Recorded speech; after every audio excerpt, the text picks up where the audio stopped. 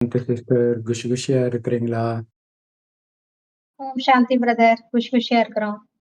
Sister இன்னைக்கு வந்து 11/7/1970 முரளி எழுதிய 3வது பார்ட் பார்க்கிறோம். நேத்து பயங்கரமா இருந்துச்சு. காளி ரூபம் எடுத்து அந்த பலகீனங்களை எல்லாம் ஒரு வினாடியில சம்ஹாரம் பண்ணணும். உள்ளடக்கக் கூடாது. ம். உள்ளடக்குனா கூட எப்ப வேணாலும் வந்துடும். இப்ப அதுக்கான நேரம் கிடையாது. சம்ஹாரம் பண்ணணும் அப்படின்னு சொல்லியிருந்தாரு. ம். ஆம். சிநேகத்தை உள்ளடக்குங்க, சக்தி ரூபத்தை பிரத்யக்ஷப்படுத்துங்க அப்படின்னு சொல்லி முடிச்சிருந்தாரு. அது வெளிப்படையா தெரியணும். அந்த அந்த உறுதித்தன்மை. அந்த கொஞ்சம் சலனமாகறது அப்படி இருக்கக்கூடாது. ஸ்லைட்டா கோபம் வர மாரி, ஸ்லைட்டா மனம் சலனம் அடையறது எதுவுமே இருக்கக்கூடாது. ஃபுல்லா அழிச்சுட்டு, அந்த சம்பூர்ண நிலையில இருக்கணுன்றாரு. அடுத்தது படிங்க சிஸ்டர். சக்திகளுக்கு ஒரே நேரத்தில் 3 விஷயங்களை தாரணை செய்ய வேண்டும். ஒன்றோ நெற்றியில் தாய்மை அன்பின் குணம், ரூபத்தில் ஆன்மீக தன்மை மற்றும் வார்த்தைகளில் சக்தி இருக்க வேண்டும். ஒவ்வொரு வார்த்தையும் பாவங்களை மற்றும் பாவிகளை அழிக்கக்கூடியதாக இருக்க வேண்டும். எப்பொழுது இந்த 3 விஷயங்களும் ஒன்றாக இருக்கிறதோ தாரணை ஆகிறது என்றால் என்னவாகும்? பாவம் மற்றும் பாவிகள் பஸ்மமாகி விடுவார்கள். சக்திகளின் பார்வையால் பாவி ஆத்மாக்கள் நடுநடுங்கி போய் விடுவார்கள். எதன் மேல்? தான் செய்த பாவங்கள் மேல். எனவே இப்பொழுது சம்ஹாரம் செய்பவர்களாக ஆகுங்கள் மற்றும் விரைவாக சம்ஹாரம் செய்யுங்கள். மேலும் சில இடங்களில் அலங்கரித்துக் கொண்டிருக்கும் போதே சம்ஹாரத்தை மறந்து விடுகிறார்கள். அலங்காரமோ அதிகமாக செய்திருக்கிறார்கள். ஆனால் இப்பொழுது சம்ஹாரம் செய்யுங்கள். மாஸ்டர் பிரம்மாவாகவும் ஆனீர்கள், பாலனை செய்தீர்கள், அலங்காரம் செய்தீர்கள். ஆனால் இப்பொழுது சம்ஹாரம் செய்வதற்கான பங்கு ஆகும். சக்திகளின் அலங்காரம் மற்றும் சக்திகளின் சவால் விடுவது மற்றும் சக்திகளின் எந்த காரியத்திற்கு மகிமை பாடப்பட்டிருக்கிறது? சலங்கை ஒலிக்கு. சலங்கை கட்டிக்கொண்டு அசுரர்கள் மேல் நடனமாட வேண்டும். அது அப்புறம் பார்க்கலாம் சிஸ்டர். பாபா சொல்றது வந்து 3 ரூபத்தை தாரணை பண்ண சொல்றாரு. 3 விஷயங்களை ஒரே நேரத்துல தாரணை பண்ணணும். ஒரே நேரத்துல உங்க நெத்தியில அந்த தாய் அன்பு இருக்கணும். ஆன்மீக தன்மையும் இருக்கணும். அதாவது அன்பும் இருக்கணும். ஆன்மீகம்னால அங்க விலகி இருக்கிறது. அதுவும் இருக்கணும். வார்த்தை வந்து வைரம் மாதிரி உறுதியா இருக்கணும்ன்ற. அந்த வார்த்தையில தடுமாற்றம் கிடையாது. ஃபுல்லா அந்த 3 கால ஞானம் எனக்கு தெரியும்னு இப்ப கிருஷ்ணர் அந்த மகாபாரதத்துல பேசும்போது, அவர் பேசும்போதே அவருக்கு எல்லாம் தெரிந்தவர் அப்படிங்கிறத நம்மளால உணர முடியும். அத பேசும்பொழுது. அந்த மாதிரி ஒரு உறுதித்தன்மை இருக்கணும்ன்றார். அதுதான் அங்க முக்கியமான விஷயம். ஏன்னா இன்னைக்கு பொய் பேசுறவங்க உறுதித்தன்மையோட பேசுறாங்க. அதுதான் இந்த ஹடயோகிகள்லாம் பார்க்கணுமே. அப்படி பேசுறாங்க. நம்ம கடவுள் கிட்ட பேசிட்டு நம்ம ஏன் தயங்கணும்? இல்லையா? அதுல உறுதித்தன்மை இருக்கணும். சோ ஒவ்வொரு வார்த்தையும் பாவங்களை அழிக்கக்கூடியதா இருக்கணும்ன்றார். இல்லையா? அந்த பலகீனமே இல்லன்னும் பொழுது அந்த கிராமத்துலலாம் சொல்லுவாங்க, ஊசி இடம் கொடுக்காம நூலு நுழையாது. ஒரு பொண்ண லவ் பண்றாங்க அப்படின்னா, அந்த பையன தப்பு சொல்லாதீங்க. அந்த ஊசிய இடம் கொடுக்காம எப்படி நூலு நுழையும்? அந்த பொண்ணும் இதுக்கு உடந்தையா இருந்திருக்கும். அப்ப அதுதான் உறுதித்தன்மை. இல்லையா? கொஞ்சம் சலனம் ஆனா தானே அவங்க வருவாங்க. அது அது இல்லன்றது உங்களுடைய பார்வையில தெரியணும், வார்த்தையில தெரியணும். அப்ப அவங்களுக்கு அசிங்கமா போயிடும். என்னடா நம்ம இப்படி நடந்துக்கிட்டோமே அப்படின்ட்டு. அந்த உறுதித்தன்மை இருக்கணும்ன்றார். எல்லா விதத்திலுமே. காமத்துல, கோபத்துல, பற்று, பேராசை எதுவுமே கொஞ்சம் கூட இல்லன்றது அவங்களுக்கு தெரியணும். அந்த உறுதித்தன்மை. அன்பு இருக்கணும், அதே நேரத்துல விலகிய தன்மை இருக்கும். எல்லைக்கு அப்பாற்பட்ட அன்பு இருக்கணும். எல்லைக்குட்பட்டு இருக்கக்கூடாது. அப்ப உங்களுடைய பாவங்கள், எதிர இருக்கிறவங்களுடைய பாவங்கள அழிச்சிடணும். அவங்களுக்குள்ள அந்த பாவம் செய்யற மனுஷன் அழிஞ்சு போயிடணும். டக்குன்னு அந்த ஒரு வினாடியில என் வாழ்க்கைய மாறிச்சுன்னுவாங்களே, அந்த மாதிரி இருக்கணும்ன்றார். உங்களுடைய வார்த்தை. எப்படி என்ன மாரி லைன் பாருங்க. எப்ப இந்த 3 விஷயமும் ஒண்ணா தாரணை இருக்குதோ, இல்லையா? அந்த நெத்தியில அன்பு, பார்வையில ஆன்மீகம், வார்த்தையில உறுதித்தன்மை. இந்த 3ம் ஒண்ணா தாரணை ஆகும் பொழுது, என்ன ஆகும்னா, அந்த பாவங்கள் அழிஞ்சிடும். அந்த பாவம் செய்ற மனுஷன் அங்க அழிஞ்சு போயிடுவான்ற.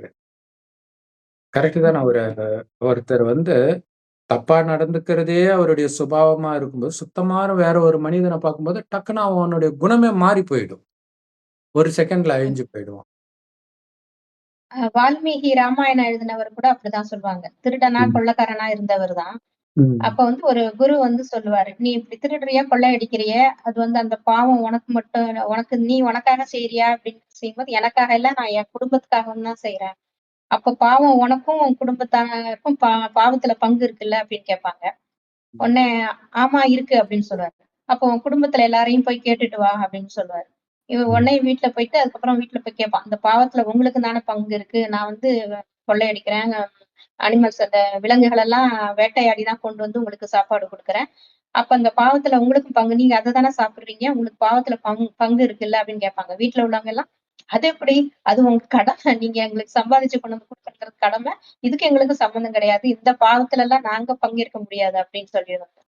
அப்புறம் தான் அவரு வந்து சரி இவர் சொல்றதுல உண்மை இருக்கு போல இருக்குன்னு சொல்லிட்டு இப்படி சொல்லிட்டாங்கன்னா, அப்போ உனக்கு வந்து நீயே நல்லா யோசிச்சு பாருன்னு அந்த ஒரு மரத்தடியில உட்கார்ந்து ராம் ராம்ன்னு சொல்லு அப்படின்னு சொல்லுவாங்க. ராம் ராம்ன்னு எனக்கு சொல்ல வராதே. அப்ப எனக்கு மரம் மட்டைகளோட இருந்து மராமரம் மராமரம்ன்னு சொல்லிட்டே இரு அப்படின்னு சொல்லுவாரு. உடனே அவரு அந்த மரத்தடியில உட்கார்ந்து மரா மரா மரமா மரா மரா மராமன்னு சொல்லும்போது ராம ராமன்னு வந்துரும். அப்படியே ம். அவருக்கு ஞானம் கிடைச்சிரும். ஒரு நிமிஷத்துல புத்தி மாறிடும். இனிமே இதெல்லாம் பாவம் அப்படிங்கிறது புரிஞ்சுதான் அப்புறம் வால்மீகியா ஆகி ராமாயணம் எழுதினாரு அப்படின்னு கதை. ஸோ அதுதான். இங்க வந்து அந்த வார்த்தையில அந்த உறுதித்தன்மை, எனக்கு அது தெரியும். அந்த அத்தாரிட்டின்னு பாபா தான் சொல்லுவாரு. உங்க வார்த்தையில அத்தாரிட்டி இருக்கணும். இது ரைட்டா இருக்குமோ கிடையாது. இதுதான் ரைட்டு. அப்படி சொல்லணும். ஸோ அப்ப பாவங்கள், பாவிகள் எரிஞ்சு சாம்பல் ஆயிடுவாங்கன்றார். ஸோ பாவிகள்னே சொல்றார். ஸோ நிஜத்திலே அந்த மாரி ஒருவேளை இறுதியில ஆகுமான்னு தெரியல.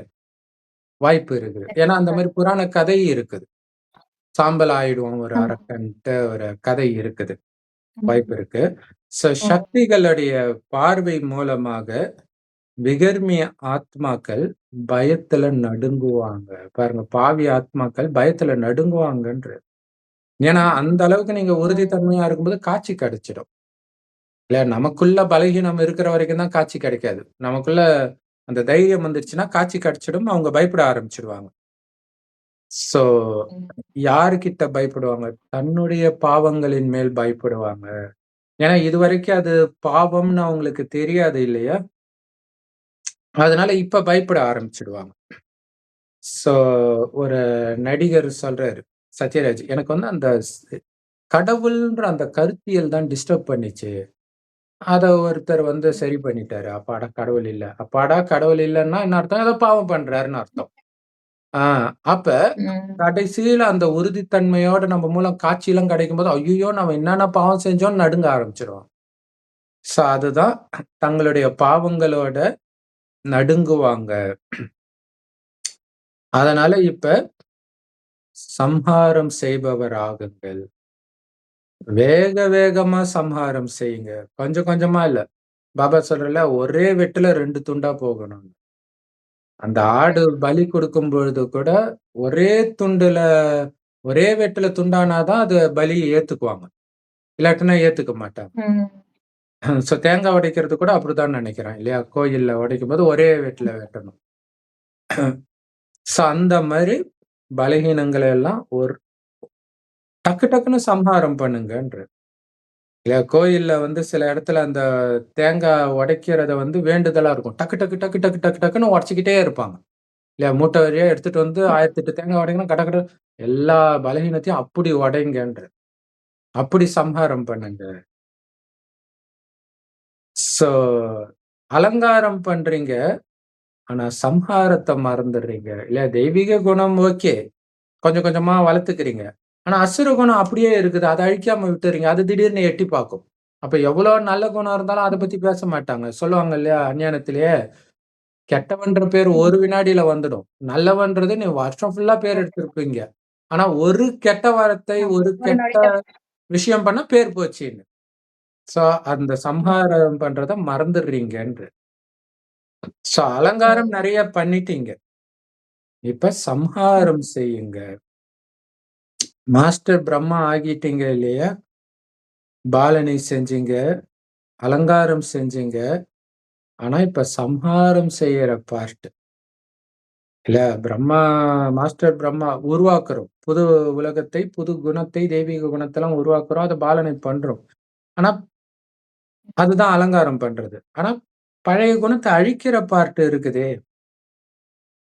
ம், அத பண்ணணுன்றார். இப்ப அதுக்கான நேரம்ன்றார். ம். சக்திகளுடைய அலங்காரம், சக்திகளுடைய சவால் அது அது படிங்க சிஸ்டர். சக்திகளின் அலங்காரம் அதுலருந்து படிங்க. சக்திகளின் அலங்காரம் மற்றும் சக்திகளின் சவால் விடுவது மற்றும் சக்திகளின் எந்த காரியத்திற்கு மகிமை பாடப்பட்டிருக்கிறது? சலங்கை ஒலிக்கு. சலங்கை கட்டிக்கொண்டு அசுரர்கள் மேல் நடனமாட வேண்டும். நடனமாடுவதினால் என்னவாகும்? எந்த பொருள் இருந்தாலும் அது அழுத்தப்பட்டு அழிந்துவிடும். இந்த சலங்கை ஒலி பயமின்மை மற்றும் விநாசத்தின் அடையாளமாகும். பாண்டவர்கள் செய்யவில்லை என்பதில்லை. பாண்டவர்களும் சக்தி ரூபம்தான். சக்தி ரூபத்தில் இருவரும் வந்து விடுகிறார்கள். அப்படி இந்த 3 காரியங்களும் நடைமுறையில் மற்றும் பிரத்யக்ஷ ரூபத்தில் நடந்து கொண்டிருக்கிறது. இப்பொழுது பலவீனமானவர்களின் காரியம் வேண்டாம். மைதானத்தில் பலவீனமானவர் வருவதில்லை. மாவீரன் வருகிறார். அப்படி இப்பொழுது மைதானத்தில் பிரத்யட்சமாகும் நேரமாகும். மாவீரனாகி, சக்தி ரூபமாகி, பிரத்யக்ஷ ரூபத்தில் எதிரில் வாருங்கள். எப்பொழுது இந்த ரூபத்தில் பிரத்யட்சம் ஆவீர்களோ, அப்பொழுது என்ன ஆகும்? பிரத்யக்ஷதா ஆகும். தந்தை மற்றும் குழந்தைகளின் பிரத்யக்ஷதா ஏற்படும். எவ்வளவு பிரத்யக்ஷம் ஆவீர்களோ, அவ்வளவு பிரத்யக்ஷதா ஏற்படும். எனவே தந்தை வெளிப்படுவதற்காக பிரத்யக்ஷம் ஆக வேண்டியதாக இருக்கிறது. இதுவரை தன்னுடைய பலகீனங்களுக்கு விடை கொடுக்கவில்லை என்றால், உலகத்தின் நன்மை ம். செய்பவர்கள் ஸோ பாபா வந்து சக்திகளுடைய அலங்காரம் மற்றும் சக்திகளுடைய சவால். அப்புறம் சக்திகளுடைய இன்னொரு எந்த காரியத்துக்காக மகிமை பாடப்படுது அப்படின்னா, சலங்கை ஒலிக்காகன்றார். இப்ப வரைக்குமே பேய் ஓட்டுறதுக்கெல்லாம் ஒரு சலங்கை கட்டி ஆடி தான் பேய ஓட்டுவாங்க. ஸோ அப்ப சலங்கை அணிந்து அசுரர்கள் மேல கால் வைத்து நடனம் ஆடணும்ன்றார். அப்படி நடனம் ஆடும் பொழுது அவங்க அழிஞ்சு போயிடுவாங்க. நெறைய தேவிகள் காலுக்கு கீழ அசுரர்கள் அழிஞ்சு அமுங்கி கிடப்பாங்க. அது மேல நடராஜர் நின்னு மாரி. நின்னுட்டு இருக்கிற மாரி அந்த ஆமா. காலு கீழ இருக்கும். ஸோ அப்படின்னா என்ன அர்த்தம்னா, ஒரு செகண்ட் அதாவது வேணு நசுக்குற மாரி உன்ன நசுக்கிடுவோன்னுலாம் சொல்லுவாங்க கிராமத்துல. அந்த மாதிரி அசுர குணத்த நசுக்கி போடுங்கன்றாரு. ஒரே இதுல. காலால அமுத்துங்க. ஆக்சுவலா இந்த கதையிலே ராமாயணத்திலேயே ராவணன் சிவபக்தனா இருப்பான். அவன் வந்து அந்த மலைய தூக்க ட்ரை பண்ணும்போது, சிவன் அந்த கால் கட்ட விரலால அமுத்துவார். அவனால தூக்க முடியாது. ஆமா. அ அப்ப தூக்க முடியாது. ம். அவ்ளோ காலு கீழ வச்சிருக்கணுன்றாரு. மேலே வர விடக்கூடாது. ம். நசுக்கிடுங்கன்றாரு. செம சூப்பர். ஆ அந்த பார்வதி தேவி கூட ஒரு அசுரர்கள நபூஷன் அந்த பார்வதி தேவியோட இன்னொரு பொண்ணு ஒண்ணு இருக்கு. பிள்ளையார் முருகன் மட்டும் இல்ல, அசோக ஆமா. சுந்தரி அப்படின்னு ஒரு பொண்ணு இருக்கும். ம், ம், அது வந்து கல்யாணம் பண்ணி குடுப்பாங்க. அதுக்கப்புறம் நபூஷன் அந்த மாப்பிள பேரு. ம், அவர வந்து எல்லாரும் அந்த அரக்கர்கள்லாம் வந்து இம்சப்படுத்துவாங்க. ம், அப்பதான் வந்து அந்த அசோக சுந்தரி பார்வதி தேவி கிட்ட வந்து கேட்பா, இந்த மாரி ரொம்ப கஷ்டப்படுத்துறாங்க. நீ தான் வந்து காப்பாத்தணுங்கும்போது, அப்படியே பெரிய உருவம் காளி ரூபம் எடுத்து சலங்கையெல்லாம் கட்டிட்டு உடனே அசுரர்கள அழிக்க போயிடுவாங்க. எவ்வளவு கூட்டம் வந்தாலும் அப்படியே வெட்டிக்கிட்டே இருப்பாங்க, போய்க்கிட்டே இருக்கும். ம். அப்புறம் ஒரு கட்டத்துல அந்த கோவத்த அடக்கவே முடியாது. அப்புறம் எல்லாமே முடிஞ்சிரும். அதுக்கப்புறமா அந்த காளியோட ஆவேசம் அடங்காது. அப்பதான் சிவபெருமான் வந்து அத அடக்குறதுக்காக குழந்தை மாதிரி நடுவுல தரையில படுத்திருப்பாரு. பார்த்துருப்பேன். அப்படி கால் வைக்க போகும்போது, ஆ சிவபெருமான் இருந்தவுடனே அப்படியே சுய உணர்வு வந்துரும் அந்த பார்வதி தேவிக்கு அப்படின்னு அந்த கதையில வரும். சூப்பரா எடுத்திருக்கிறாங்க. ஆ ஸோ அப்ப அசுரர்கள் மேல கால் வைக்கணும். பாபா மேலயோ, பாபா குடுக்குற ஸ்ரீமத்லயோ வைக்கக்கூடாது. இல்லையா? ஸ்ரீமத்துக்குள்ள நடக்கணும். ஆ அப்ப இந்த நடனம் வந்து ஞான நடனம். ஞான நடனத்துல பிஸியா இருந்தீங்கனாலே அசுர குணம் காணாம போயிடும். இல்லையா? அந்த தெய்வீக குணம் வரணும், அந்த அசுர குணம் இருக்கக்கூடாது, இருக்கக்கூடாதுன்னு அதுக்கு தான் தைரியம் வேணுன்றது. இததான் தைரியம் வைக்க சொல்றேன். அந்த அசுர குணத்த அழிக்கிறதுல தைரியம் வேணும். ம். சோ எந்த பொருளா இருந்தாலும் அத போட்டு மேய்ச்சுட்டே இருந்தா அழிஞ்சு தானே போகும். அந்த மாரி அழிக்க சொல்றாரு. அ அப்ப அந்த சலங்கை ஒலி அப்படிங்கிறது வந்து பயமற்ற தன்மை மற்றும் இந்த பலகீனத்தின் அழிவின் அடையாளமாகத்தான் சலங்கை ஒலி காட்டுறாங்க. ஆ ஆக்சுவலா அந்த பரதநாட்டியம், சலங்கை கட்டி ஆடுவாங்க. அதுவே பார்த்தீங்கன்னா, இந்த அசுரர்கள் வதம் பண்றதெல்லாம் வரும். அதுல தான் அந்த பாவம். கதையெல்லாம் வரும். இவங்க பாவத்துல கவனத்துக்கு போயிடுறாங்களே பாவனைகள்லாம் தவிர, வரும். அது எத சொல்ல வருதுன்றத விட்டுட்டாங்க. பாவம் வருது அப்படி ஆமா. புரிஞ்சுக்கிறாங்க.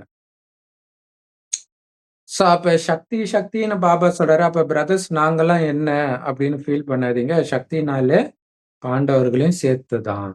ஜெனரலா சக்தின்னு பெண்கள சொன்னாலும், இங்க சக்தினா ஆண்களையும் குறிக்கும், பாண்டவர்கள்னா பெண்களையும் குறிக்க தான் செய்யும்.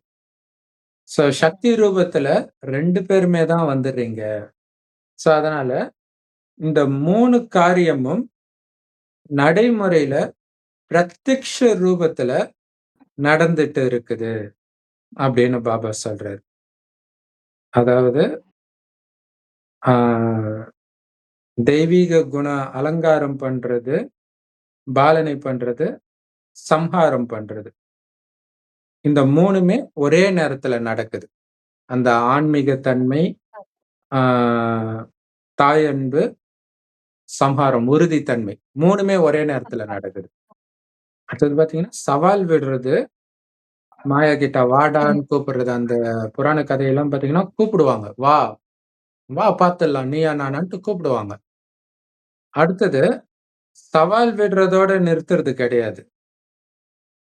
ஆ அலங்காரம் பண்ணிக்குவாங்க. இல்லையா? அந்த சண்டை போடுறதுக்கான அலங்காரம், ஆயுதத்தோட. அடுத்தது 3வது அழிக்கிறது. அதுதான் நடனம் ஆடி அழிக்கிறது.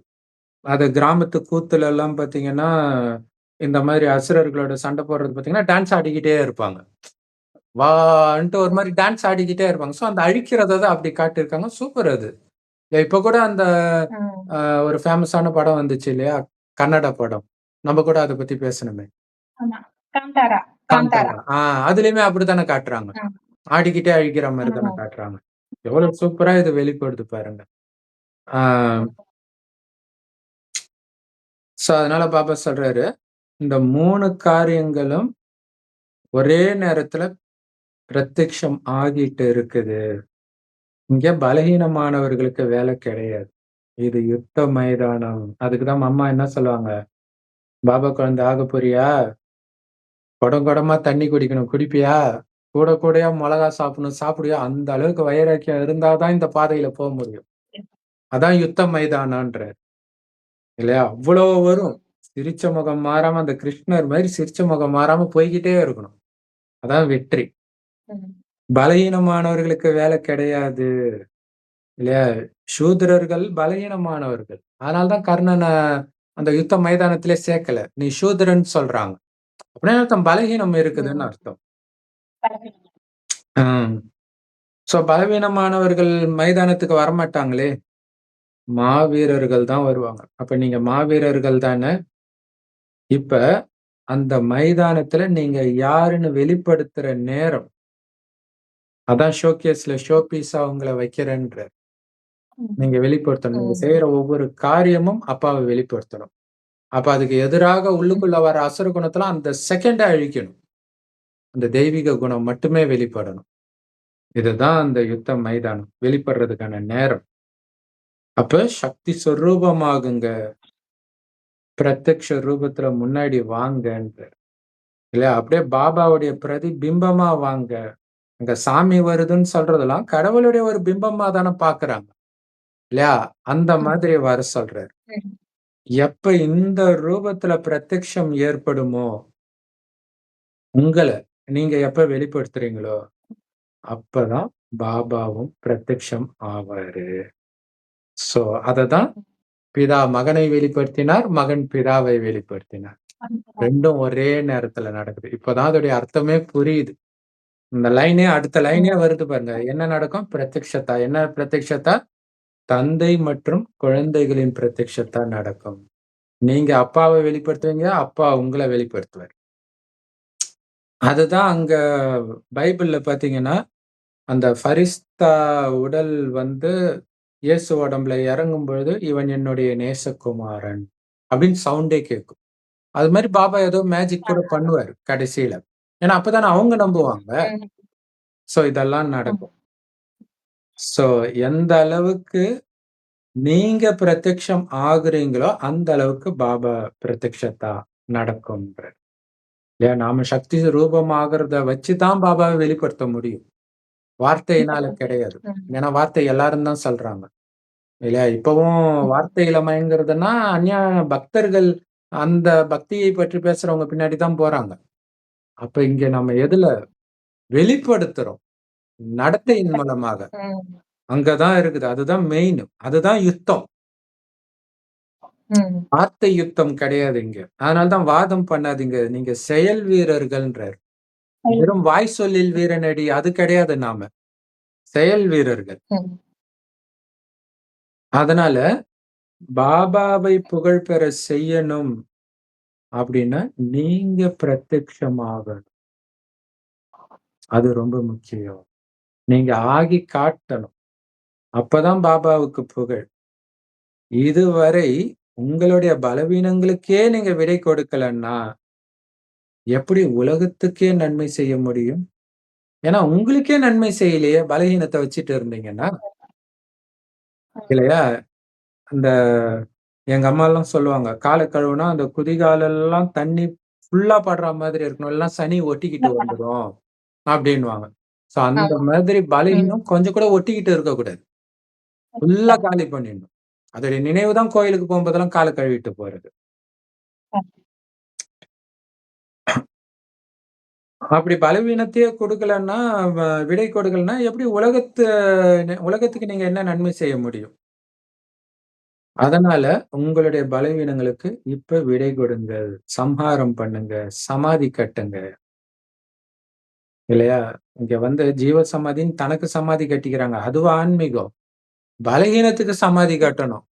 தனக்கே சமாதி கட்டுறதுனால யாருக்கு என்ன லாபம்? இல்லையா? சோ எப்ப பலவீனங்களுக்கு விடை கொடுக்கிறீங்களோ, அப்பதான் சிருஷ்டிக்கே கல்யாணக்காரி, அதாவது நன்மை செய்பவர் ஆவீங்க. நல்லது. சோ செம பவர்ஃபுல் மாதிரி. மீதிய நாம அடுத்தது பார்ப்போம் சிஸ்டர்.